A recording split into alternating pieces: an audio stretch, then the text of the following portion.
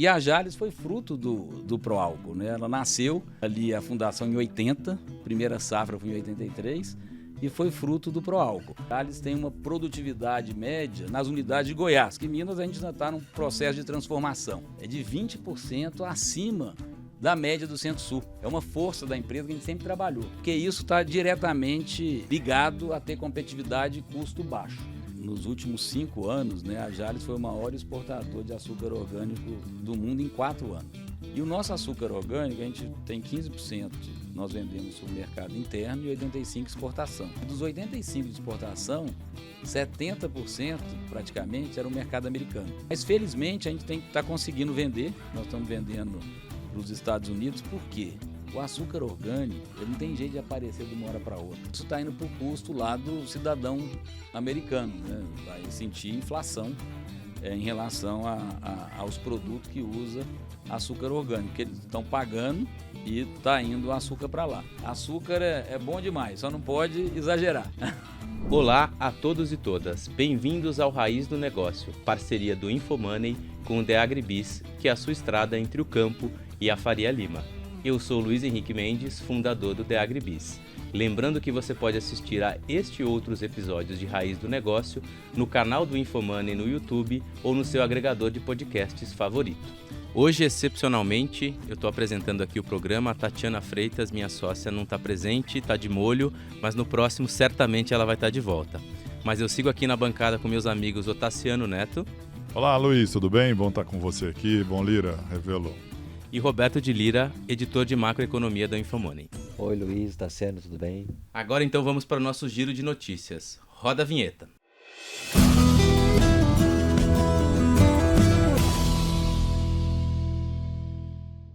A gente está gravando aqui na quarta-feira e no próximo domingo existe a expectativa de que o presidente Lula e o presidente dos Estados Unidos, Donald Trump, se reúnam na Malásia para falar de tarifaço. A expectativa aí é que eles façam novas negociações comerciais. Já tiveram a primeira conversa por telefone. O secretário de Estado dos Estados Unidos, Marco Rubio, e o chanceler brasileiro se encontraram na semana passada e existe muita expectativa no agronegócio brasileiro do que pode sair dessas negociações, se a gente pode ter alguma flexibilização na sobretaxa para a carne bovina, para o café e para outros produtos que foram tarifados aí desde agosto, né? Queria entender um pouquinho contigo, Lira, o que a gente tem visto de impactos econômicos aí, como é que está a expectativa do setor e o que pode aparecer nessa negociação, o que pode sair de vantagens para o Brasil e eventuais desvantagens nessa negociação?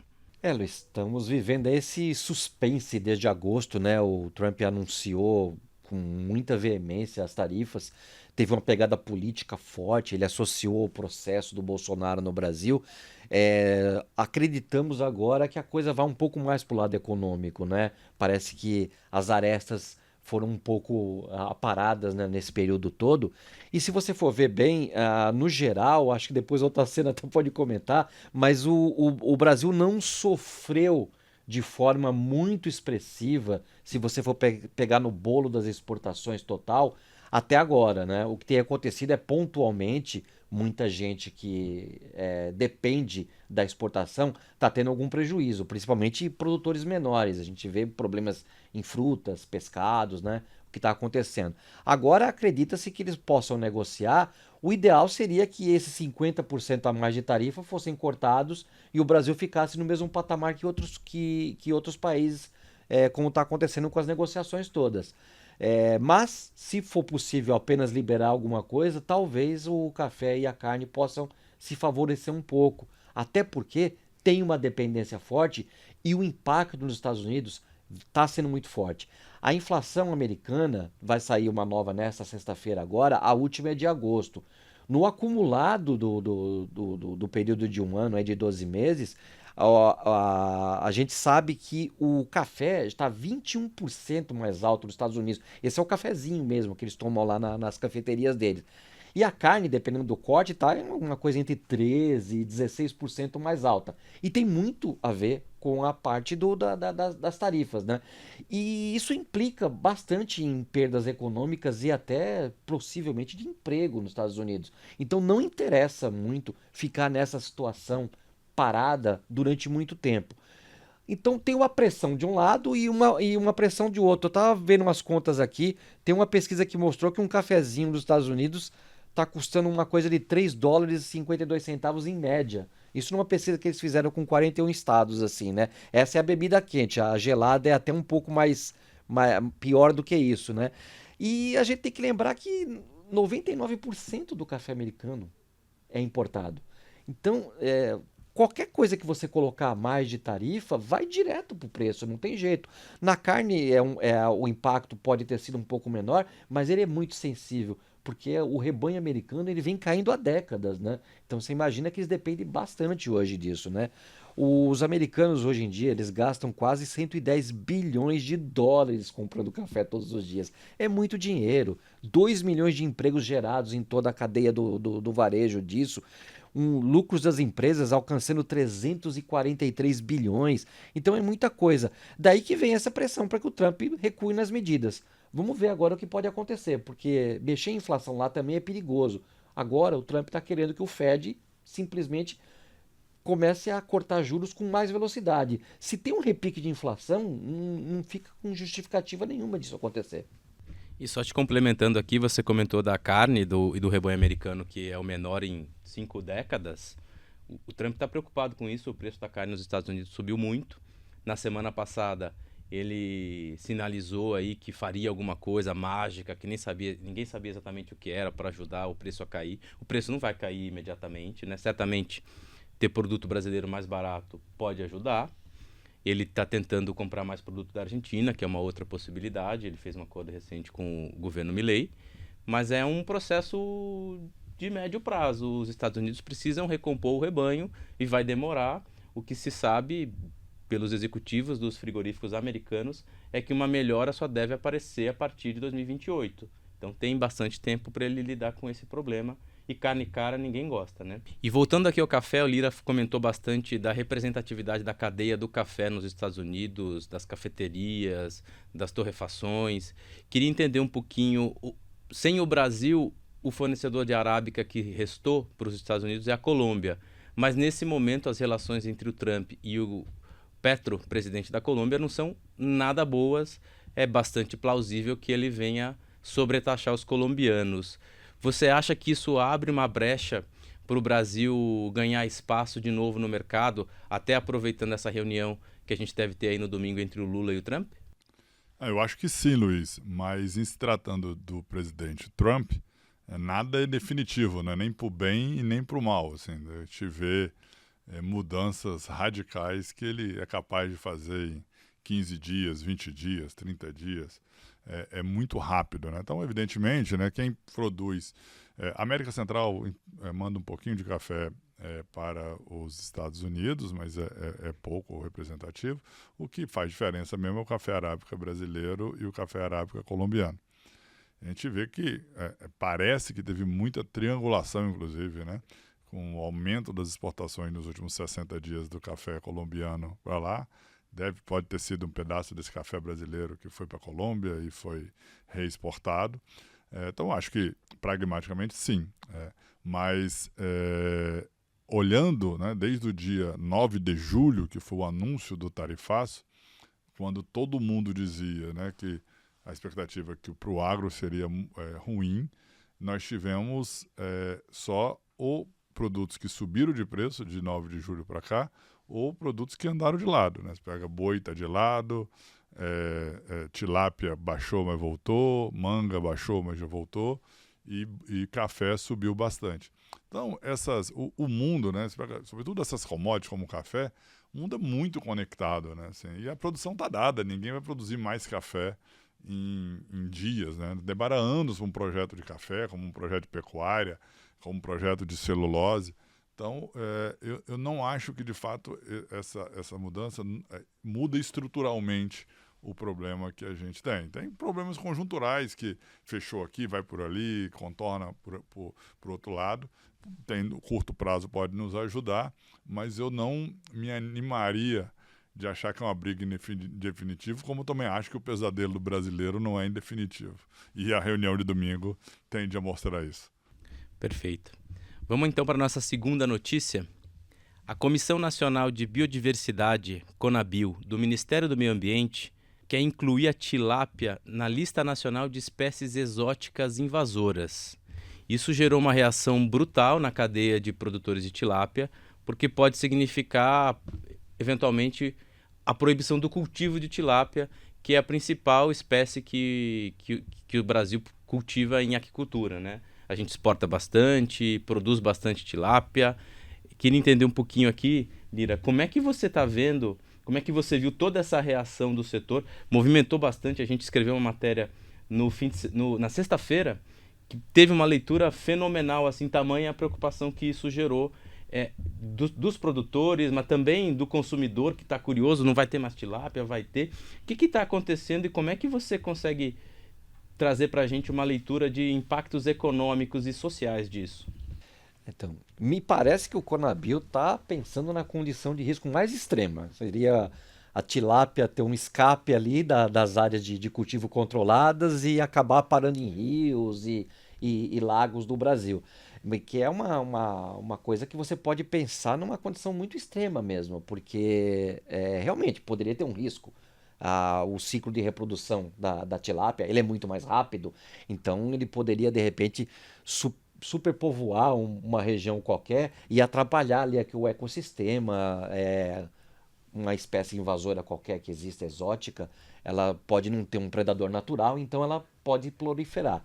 Nesse caso, traria o quê? Poluição, atrair algum parasita, coisas desse tipo, né? E pode atrapalhar na cultura ou na existência de outras espécies.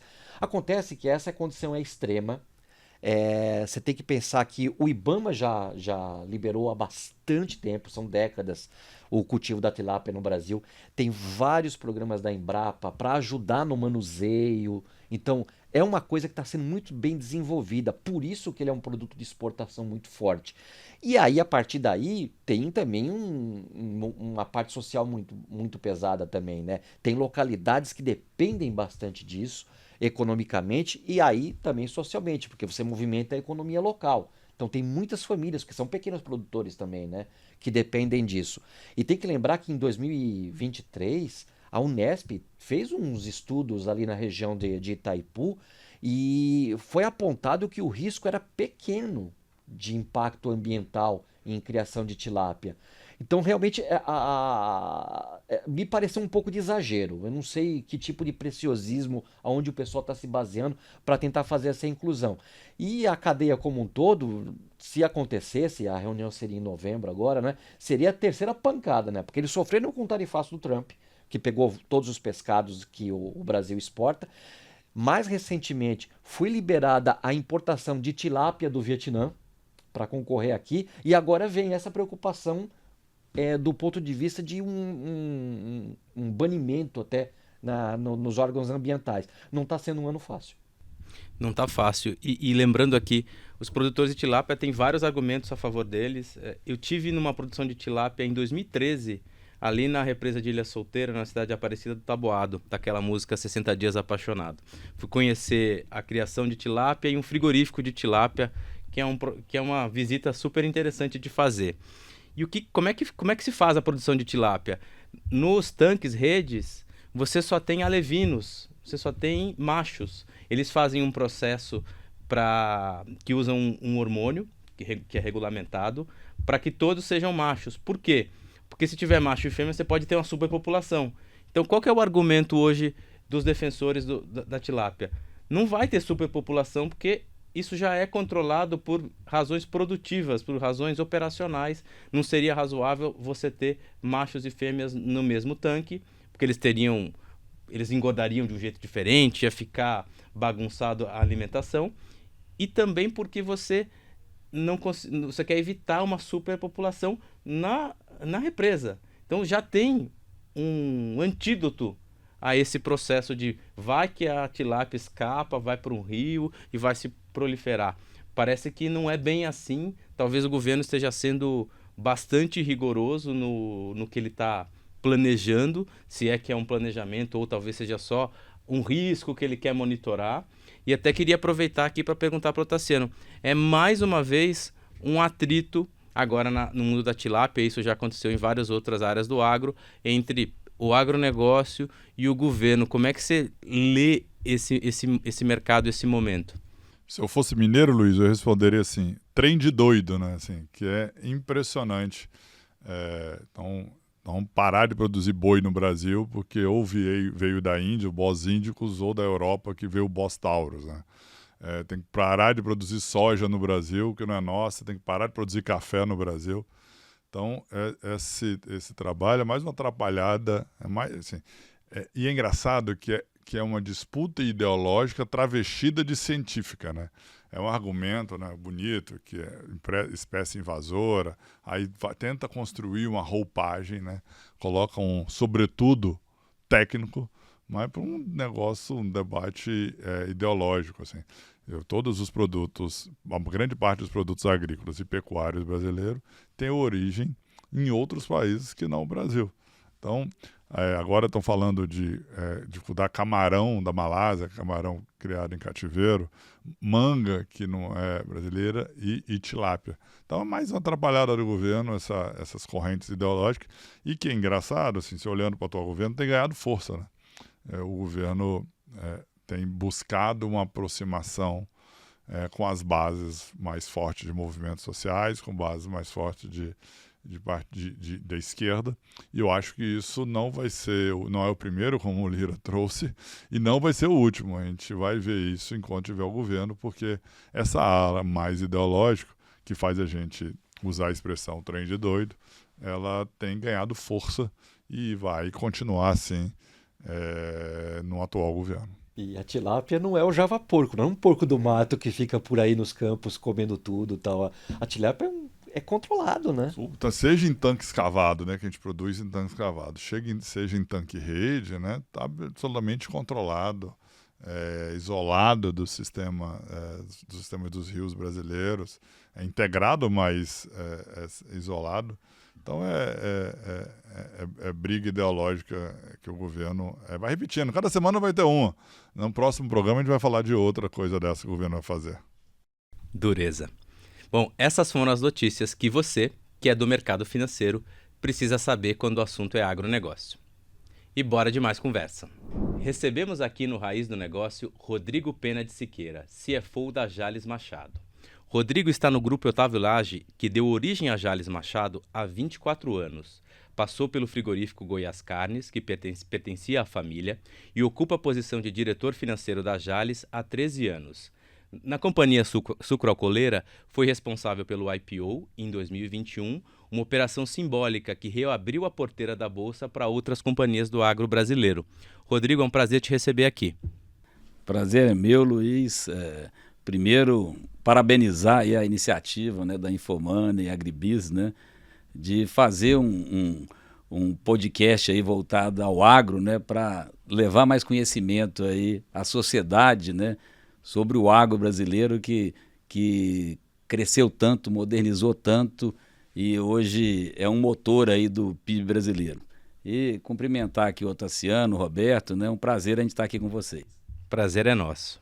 Rodrigo, para a gente começar aqui, daqui a pouquinho, em novembro, o Proálcool completa 50 anos. E a história da Jalles Machado, que começou ali em Goianésia, Goiás, tem um pouco a ver, tem bastante a ver com a produção de etanol, o incentivo à produção de etanol. Conta pra gente como é que foi essa história. Ô, Luiz, ontem inclusive, falando em Proálcool 50 anos, né, o evento da Datagro, que é um evento importante, né, no setor sucroenergético, que aconteceu segunda e terça-feira, ele comemorou exatamente isso, né, os 50 anos do Proálcool, né, que foi um programa muito bacana que trouxe aí a indústria, né, do etanol para o Brasil, e o Brasil acabou sendo referência nisso aí para o mundo inteiro, né, uma solução inteligente, né, de fazer açúcar e etanol, depois veio a cogeração junto, né, então são 50 anos de um programa de sucesso. E a Jalles foi fruto do Proálcool, né, ela nasceu ali, a fundação em 80, primeira safra foi em 83, e foi fruto do Proálcool. A Jalles, ela tem uma história interessante, a forma como ela nasceu. A Jalles nasceu de uma necessidade na época, Goianésia, a cidade onde a Jalles está instalada, onde foi a primeira unidade, e a segunda unidade também foi construída em Goianésia, era uma cidade que estava muito concentrada na pecuária. E isso acaba que traz menos desenvolvimento, menos renda para a cidade, e ela começou a ficar sem emprego.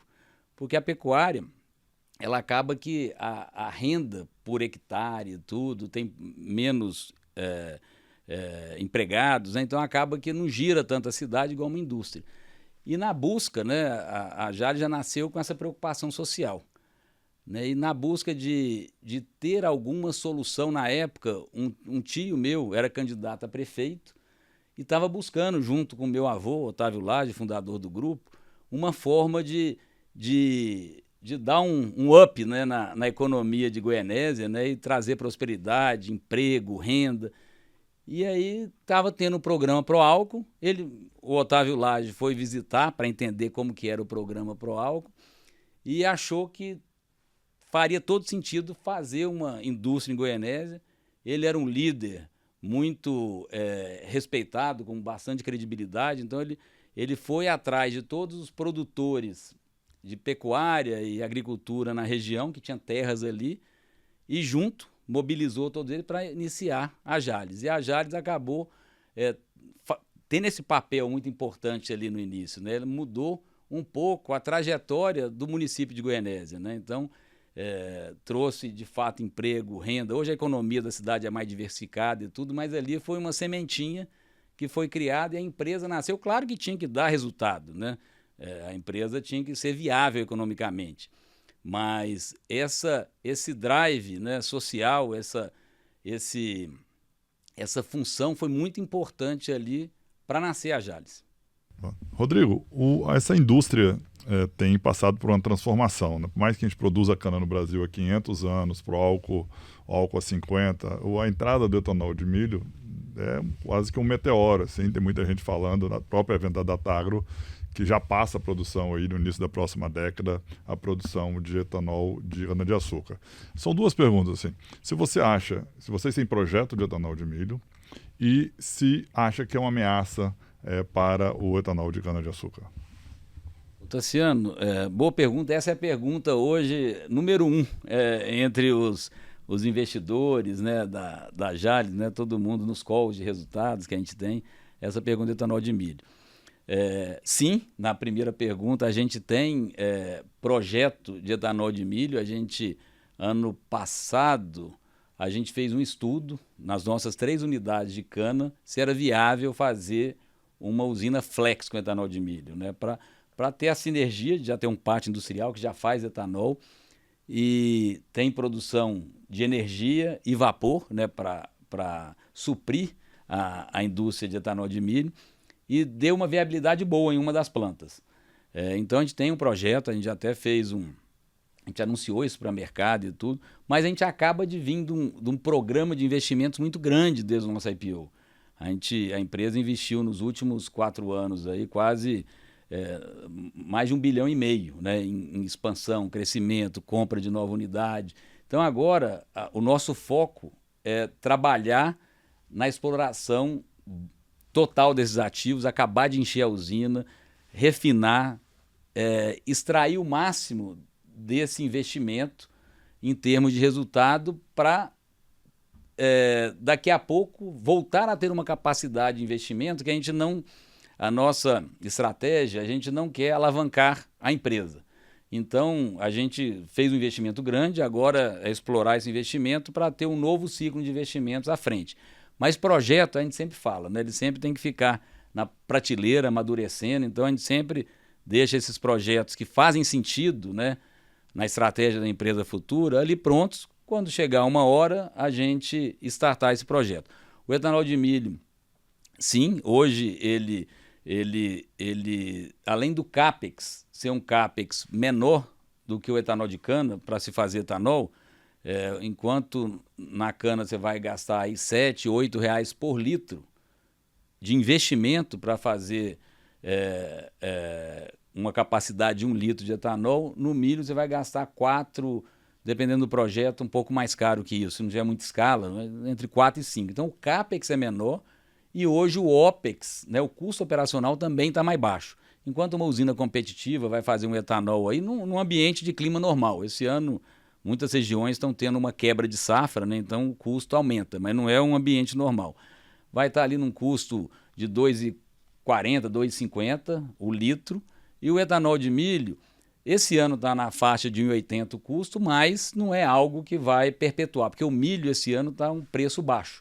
Numa condição normalizada, daria R$ 2,20. Então, assim, uma usina já eficiente, ela tem um gap aí de uns 10, 15% para ganhar de competitividade para o etanol. Porém, a gente sempre gosta de frisar, o nosso negócio está caminhando para o ano que vem dele ser de um mix de 60% de açúcar, né? O nosso potencial mix, que a gente pode, o máximo que a Jalles pode fazer de açúcar. Então, o etanol é 40%. Então, o etanol de milho está crescendo, o etanol de cana diminuiu nos últimos anos, migrando para o açúcar.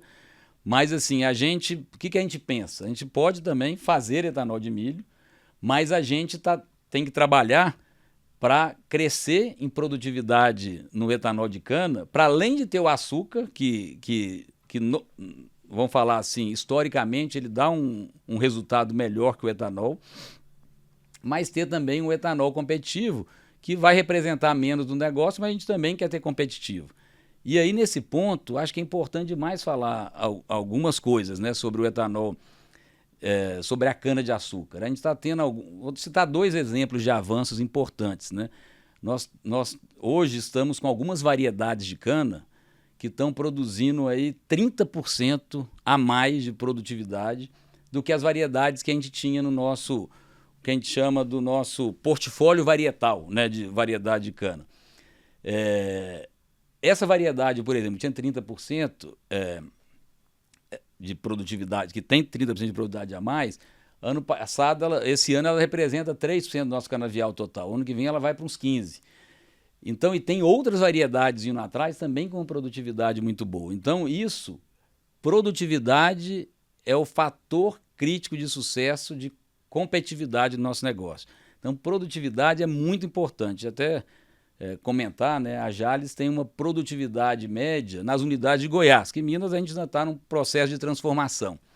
É de 20% acima da média do Centro-Sul. Você pegar os últimos 5, 6 anos, então é uma força da empresa que a gente sempre trabalhou, ter produtividade acima da média de mercado, porque isso está diretamente, vamos falar, ligado a ter competitividade e custo baixo.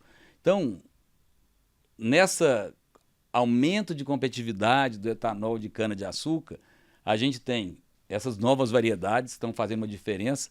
Essa variedade, inclusive, foi criada na Jalles pelo IAC. Ela nasceu lá na Jalles, a 8008, a IAC 8008.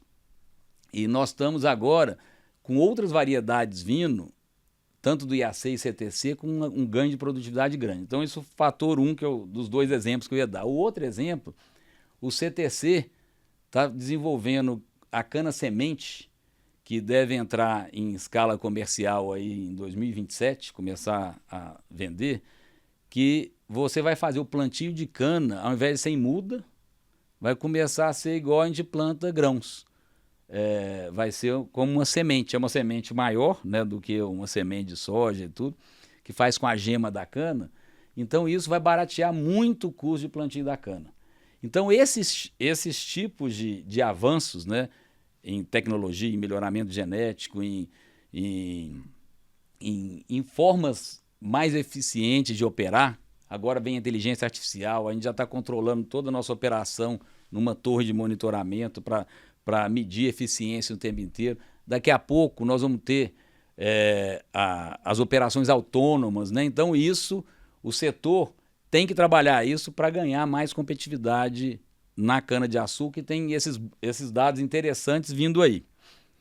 E o milho tem 2 pontos, né, que é um problema para umas usinas standalone de milho. É a biomassa, que eles estão limpando a biomassa toda com essa expansão de milho e precisa de biomassa para fazer vapor.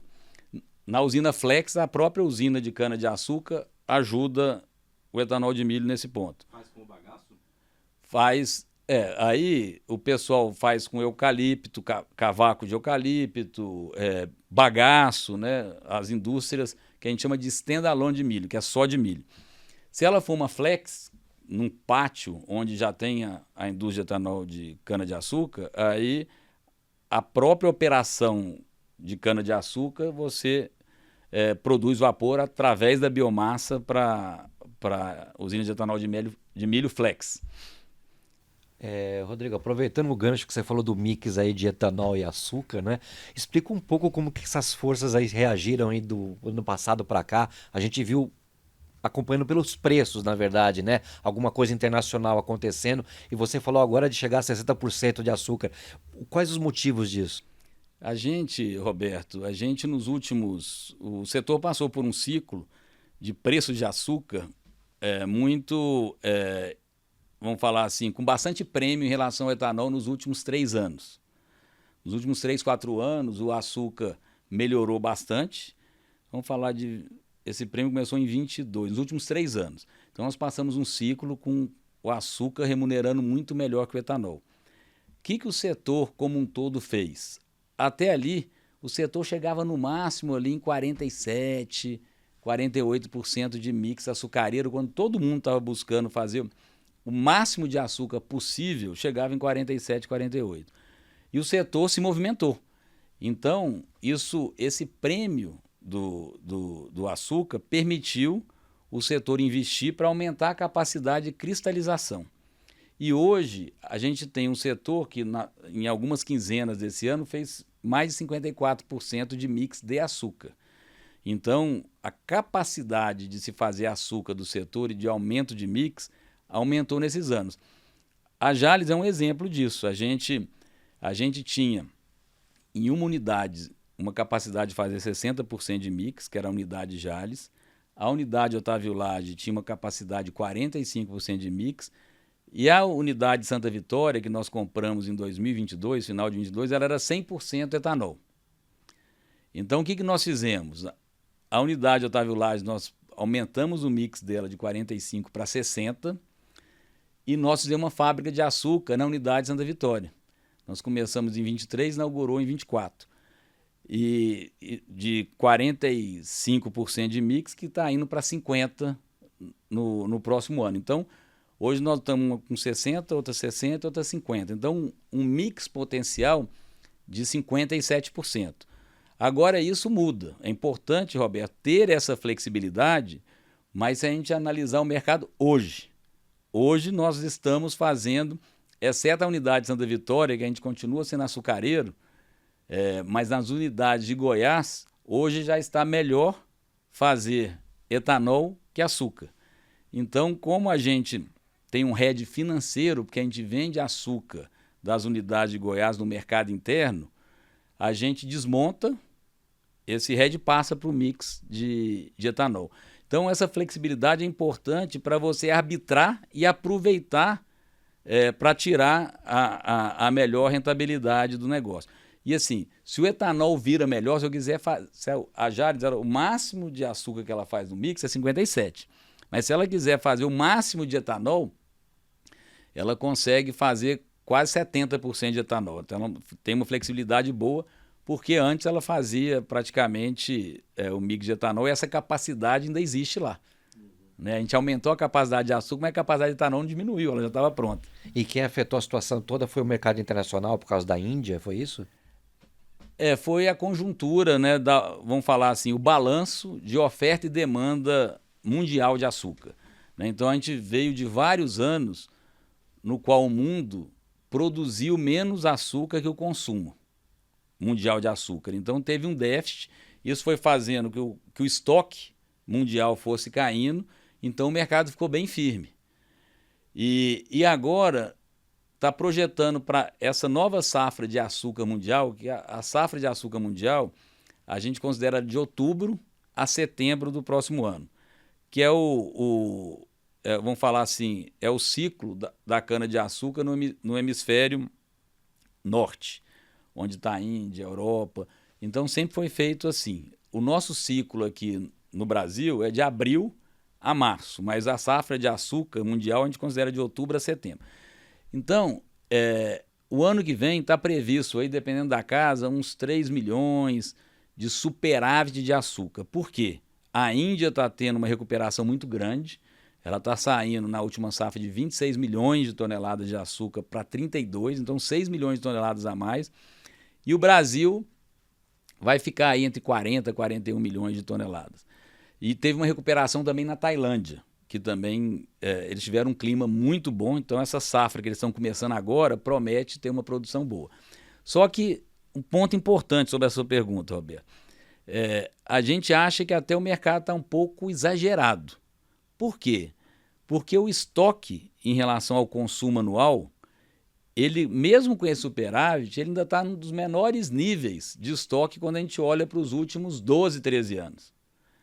Então, um ano de superávit com estoque no nível baixo, nos parece um pouco exagerado o impacto que tem dado isso. E de onde vem?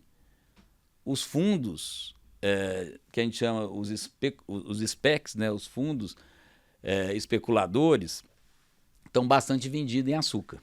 Por causa dessa conjuntura geral aí do mercado de superávit e tudo. Mas assim, não sei se vai durar muito tempo, porque o estoque continua baixo. Se tiver um clima ruim no próximo ano na Índia, ou os maiores produtores do mundo, acho que vale a pena a gente falar um pouquinho sobre o mercado mundial de açúcar. O mercado mundial de açúcar ele é de 180 milhões de toneladas. Esse é o tamanho do mercado de açúcar no mundo. Desses 180 milhões de toneladas, o Brasil produz, somando Norte, Nordeste e Centro-Sul, praticamente 45 milhões de toneladas. Então, 25% do mercado mundial de produção de açúcar é o Brasil que faz. O segundo maior produtor é a Índia. Só que enquanto o Brasil exporta das 45 praticamente que o Brasil produz, só 11 é consumido no mercado interno. Então, na exportação, o Brasil responde por mais de 55% de todo o açúcar transacionado no mundo vem do Brasil. É um player super competitivo. Por isso que por que o Brasil é esse maior produtor e tudo? Porque a gente faz açúcar com o menor custo do mundo. Então, a Índia é o segundo, que produziu 26 no ano passado, mas foi um ano de quebra. O padrão dele é essa faixa de 32. Então, esse é o ponto. O balanço de oferta e demanda no mundo está um pouco... vai sobrar açúcar no ano que vem, mas, de novo, o estoque continua no nível baixo, mesmo com esse superávit do ano que vem. E aproveitando aqui, ainda falando de mercado internacional, Rodrigo, vocês soltaram um fato relevante logo que veio o tarifaço do Trump, porque vocês são um produtor importante no Brasil de açúcar orgânico e exportavam para os Estados Unidos. Calcularam, na época, um impacto de 25 milhões, de até 25 milhões de reais. Como é que tá? O que mudou de lá para cá? Como é que vocês estão vendo esse mercado de açúcar orgânico? O que vocês estão fazendo para lidar com isso? Ô Luiz, isso foi um ponto importante aí que a gente, nos últimos 5 anos, né, a Jalles foi o maior exportador de açúcar orgânico do mundo em 4 anos. Dos últimos 5, em 4 nós fomos o líder global aí de exportação de açúcar orgânico. E o nosso açúcar orgânico, a gente tem 15%, nós vendemos para o mercado interno e 85% exportação.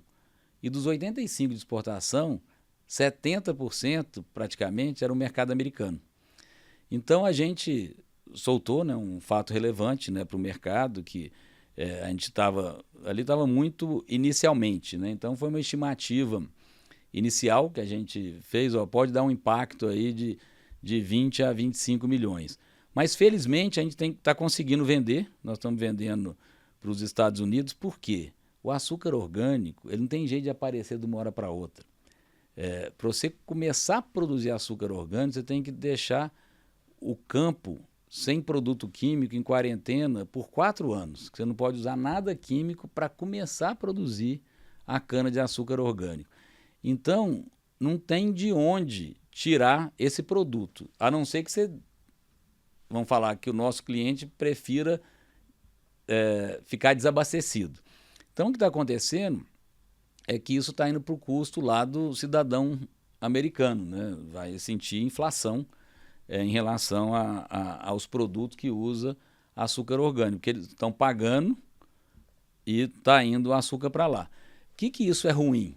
A longo prazo, porque aí vai ter um incentivo muito grande para países como Colômbia, Paraguai, Argentina a produzirem açúcar orgânico, e o Brasil pode ir ficando fora do mercado. Mas até ontem foi engraçado que teve uma notícia aí que a Colômbia, que depois do Brasil é o segundo maior fornecedor de açúcar orgânico dos Estados Unidos, o Trump agora também quer pôr tarifa lá por causa de narcotráfico.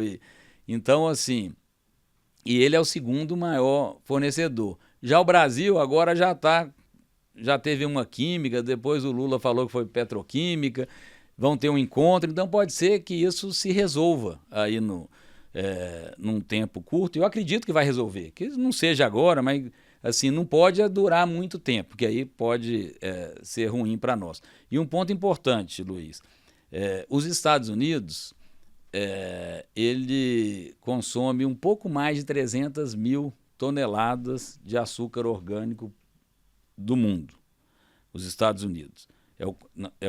Aliás, no mercado americano ele consome um pouco mais de 300 mil toneladas. Quando a gente olha das 320 mil toneladas que ele consome, praticamente, 20 mil ele produz lá, nos Estados Unidos, e 300 mil é importada.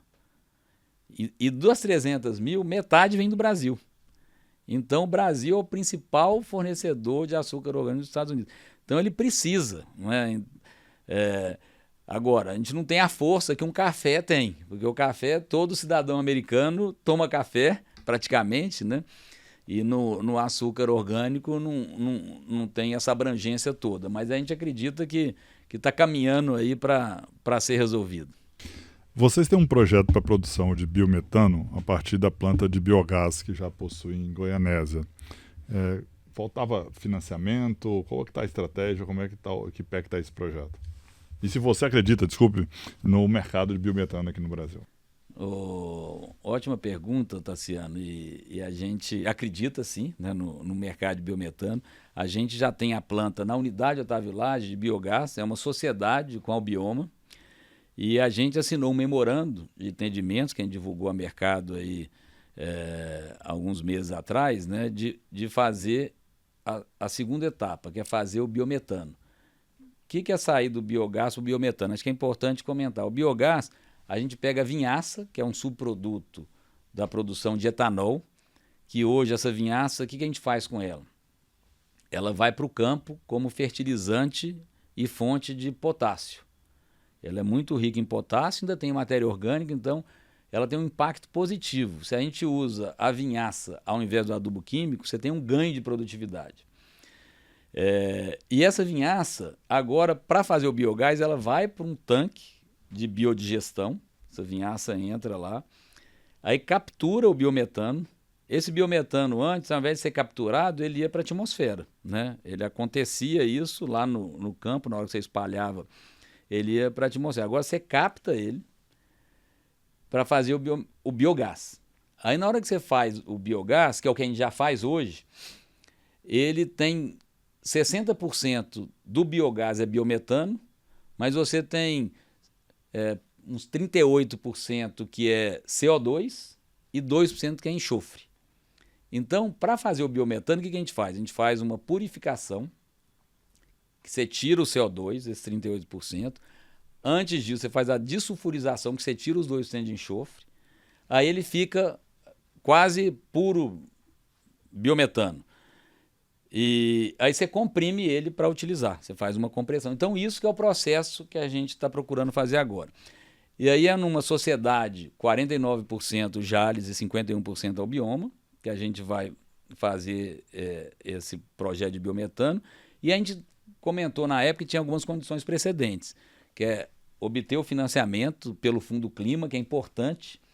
Para dar viabilidade, é importante a linha que o BNDES tem com custo mais baixo de juros, que é do Fundo Clima. Então, a gente está buscando esse financiamento e fazer uma venda desse produto num contrato aí de longo prazo, né, uns 10 anos de contrato, para dar uma segurança da viabilidade do investimento. Então, isso está acontecendo e a gente acredita muito nesse projeto.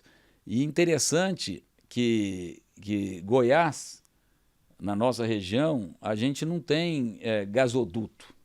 Então, não chega gás natural.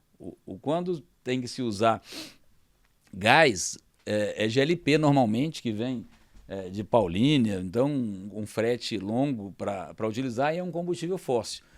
Então, o biometano pode ser uma boa solução, né, para as indústrias ali goianas que têm uma preocupação em ter uma pegada de carbono mais limpa, né, participar aí da transição energética. E tem uma iniciativa interessante que o governo de Goiás está fazendo,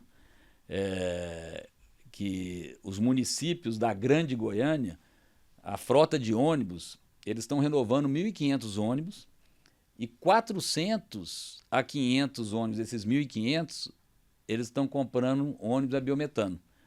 Então isso vai também gerar uma demanda de biometano dentro do estado de Goiás, vira uma frota mais limpa, que reduz aí 85% da pegada de carbono, e ainda fomenta todo esse desenvolvimento, né, que tem várias indústrias do setor em Goiás e tudo. Então, uma iniciativa bacana aí do governo de Goiás, que eu vi que aqui em São Paulo, agora o Ricardo Nunes também, até estava num evento ontem com ele no Santander, e ele comentou, que chama BioSP.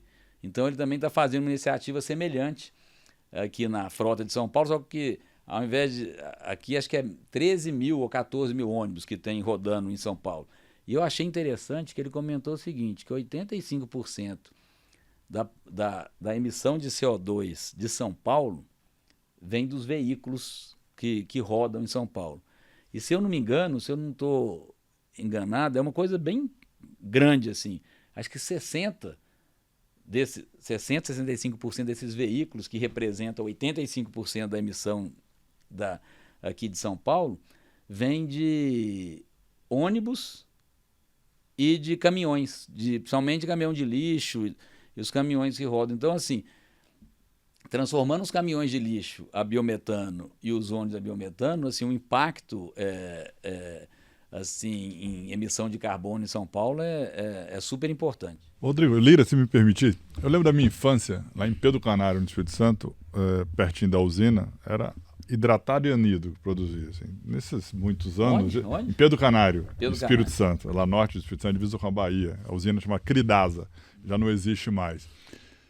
Falava em álcool hidratado e álcool anido. Assim. Você já falou nessa papo aqui de uns 7, 8 produtos diferentes. Assim. Acho que é esse o novo jogo do setor sucroalcooleiro? Energia, açúcar orgânico, biometano. É essa a nova configuração, Rodrigo? Perfeito. Assim, é uma economia circular muito eficiente. O setor é muito sustentável. Né? A gente sequestra mais carbono do que emite, né, durante todo o ciclo de produção, né, da nossa indústria, né? E você fez uma ótima provocação, né? Porque antigamente, anidro hidratado, açúcar também já acontecia no setor lá atrás. Aí hoje, lá atrás, a vinhaça era um problema. Tinha as usinas mais antigas. Era um problema ambiental. E as usinas mais antigas, lá atrás, quando nem existia uma preocupação ambiental, e eram poucas, né? Elas eram construídas perto de um rio, porque jogava a vinhaça no rio, para ter um lugar de jogar a vinhaça. Então a vinhaça, ao longo do tempo, virou uma solução espetacular. Hoje, mais de 90%, a gente só não consegue quando começa a chover, mas mais de 90% de toda a nutrição da cana em termos de potássio vem da vinhaça. E melhor, além de ter uma economia enorme, de você não ter que comprar o adubo, essa fonte de potássio, tem matéria orgânica e melhora a produtividade, é melhor que o químico. Então a vinhaça virou fertilizante. Agora, além de virar fertilizante, ela antes vai capturar biometano, que substitui um combustível fóssil, melhora muito a pegada de carbono do processo nosso, e virando um combustível. Né? Então, olha que interessante, aí, biometano. Também surgiu nesse período que a gente tinha outro problema. Sobrava bagaço. Nossa, o que fazia com esse bagaço? Teve uma época que a gente ainda foi uma das usinas que como a gente tinha confinamento, chegou a ter na época confinamento dentro da usina, num período para trás, nossa, vão pegar esse bagaço, hidrolisar, quebra ele e usa para alimentação animal. Então a gente usou para bovino. Depois, inclusive a Jalles foi das pioneiras no mercado. A gente começou a fazer a cogeração de energia, que é usar esse bagaço. A gente tinha que ficar sendo ineficiente, vamos falar na geração de vapor, consumia muito bagaço e tudo para não sobrar, que era um problema esse bagaço sobrar. Aí mudou o contrário, vamos ser o máximo eficiente possível para sobrar mais bagaço e vender energia para o mercado. Aí a gente passou a ter uma receita que não existia e fazer uma energia também renovável de biomassa, que hoje representa acho que uns 8% da matriz energética brasileira vem de biomassa da cana-de-açúcar. E assim, outro ponto que também é essencial, inclusive o fertilizante que a gente usa no nosso canavial orgânico, que na unidade Jalles é 50% do nosso canavial é orgânico, a gente usa a torta de filtro. O que é a torta de filtro? No processo de tratamento do caldo, depois que moe a cana, tem o caldo, tem que tratar ele. Você faz a decantação, esse sólido que a gente captura, ele também é super rico, matéria orgânica. Vai para o campo, a gente mistura ele com cinza da caldeira, que também é outro resíduo, mistura com cinza da caldeira, a gente compra rocha fosfática, né, que a gente não pode usar fertilizante químico, então a gente compra a rocha moída e mistura também, faz a compostagem com a torta de filtro, cinza da caldeira, rocha fosfática, mais alguma coisa que tem na formulação lá, composta, mas sempre orgânico, né? Não pode ter nada, sempre composto orgânico, e vira adubo. Então a torta de filtro também é usada. E aí você fala assim, gente, e tem mais coisa para fazer? Tem, porque do biometano pode fazer, no processo de biometano você pode tirar o enxofre, que pode usar como fertilizante químico, eu falei que tem que fazer essa desulfurização que eu expliquei há pouco, você pode tirar do biometano o CO2, para usar nas indústrias de refrigerante, tem muito uso para o CO2. Né? E você também pode fazer o biometanol. Então, tem muita coisa aí que a gente consegue fazer com a cana-de-açúcar e é uma economia muito circular. Um outro dado importante, 99,98% de todos os resíduos que a Jalles usa para fazer açúcar, etanol, a gente reaproveita. 99,98% dos resíduos sólidos que a gente gera, a gente reaproveita no nosso negócio. Então vamos falar assim, um dado muito interessante que mostra essa sustentabilidade do nosso negócio. Rodrigo, voltando só um pouquinho no mercado americano, essa semana saiu o balanço da Coca-Cola e lá o Donald Trump está fazendo força lá para que troque o açúcar, que é o xarope de milho, por açúcar de cana. Tem uma oportunidade aí ou ainda é uma coisa muito distante? Tem uma oportunidade, até na época que o Trump soltou essa notícia, né, eu corri para ver quanto que a Coca-Cola, se ela migrasse do xarope de milho, que é o high frutose, né, para açúcar, quanto que representaria. Então lembra que eu comentei que o mercado total de açúcar no mundo são 180 milhões de toneladas? Só a Coca-Cola nos Estados Unidos, sozinha, trocando xarope de milho para açúcar, aumentaria 1,5 milhão de toneladas. E se fosse toda a indústria de refrigerante americana, são 3 milhões de toneladas de açúcar. Então, aumenta 2% do mercado de açúcar mundial se fizesse essa conversão. Mas assim, a Coca-Cola até lançou, né, uma Coca-Cola, né, de cana-de-açúcar. E por que tem essa conversa, né? Por que tem essa defesa em usar açúcar de cana-de-açúcar do que a frutose de milho, a high frutose, né? É porque a frutose de milho, quando você ingere, você tem um pico glicêmico muito rápido e alto.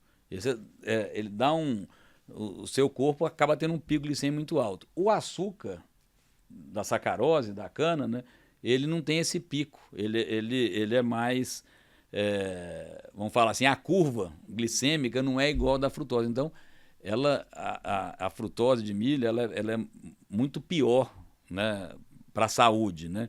E o açúcar, apesar de também ter um pouquinho de campanha aí contra o açúcar, tanto que o crescimento do mercado mundial de açúcar não vem hoje dos países envolvidos, vem de África e Ásia. O mercado continua crescendo, cresce cerca de 1% ao ano, a demanda de açúcar no mundo, mas não vem dos países desenvolvidos, também tem essa questão. Mas o açúcar, ele é a energia mais barata, energia natural, se for açúcar orgânico, então é um processo totalmente natural, que existe, só que, como tudo na vida, tem que usar na medida certa, né? Com moderação. E até um dado importante que vale a pena aqui o momento, né, para a gente comentar.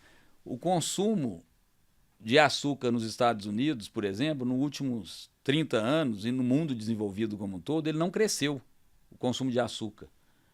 E a população ficou mais obesa, né? Mas não foi por causa do açúcar, foi por excesso de carboidratos, de massas, farinha, pão.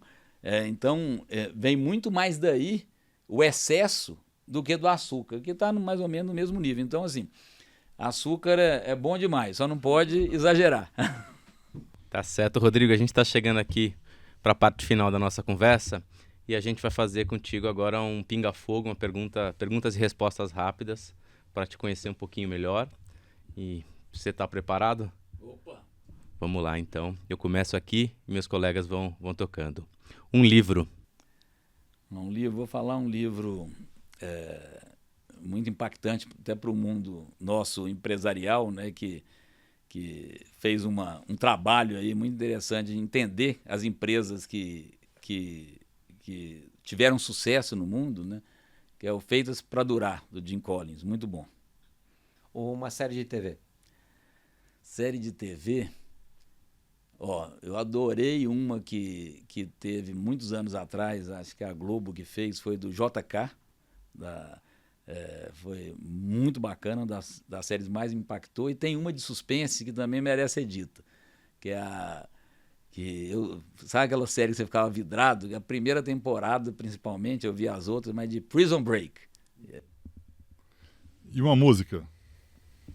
Música, Tocando em Frente, do Almir Sater, uma música bonita e com uma letra assim inspiradora, era a música preferida do meu pai, eu também, porque a música é linda e a letra também é bem profunda.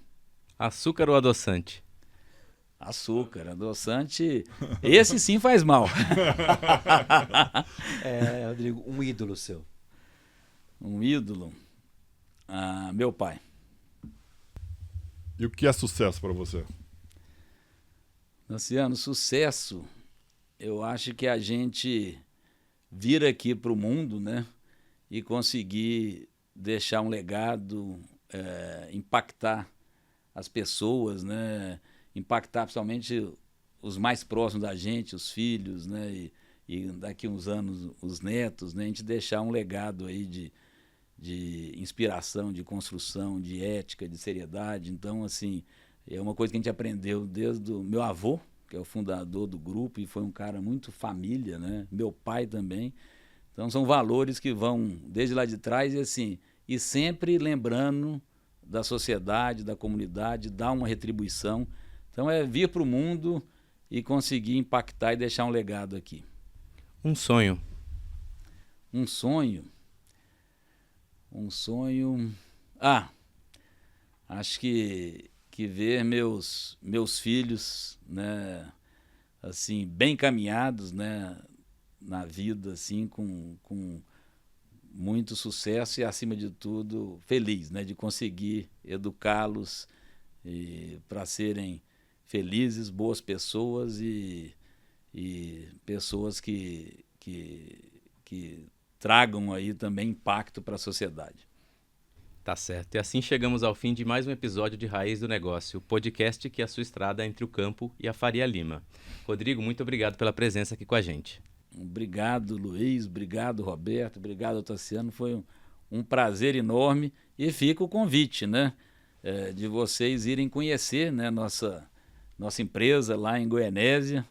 E vai ser um prazer muito grande mostrar um pouco de tudo isso que a gente comentou aqui, do quão legal e bacana é o setor sucroenergético aí, uma economia circular, sustentável, gera muito emprego, riqueza no interior do Brasil, né? Então, muito bacana, vai ser um prazer. Convite aceito. Obrigado. Tassiano Lira, até a próxima. Um abraço. Obrigado, gente. E lembrando que você pode assistir este ou outros episódios do Raiz do Negócio no YouTube do Infomoney ou no seu agregador de podcast favorito. Até a próxima.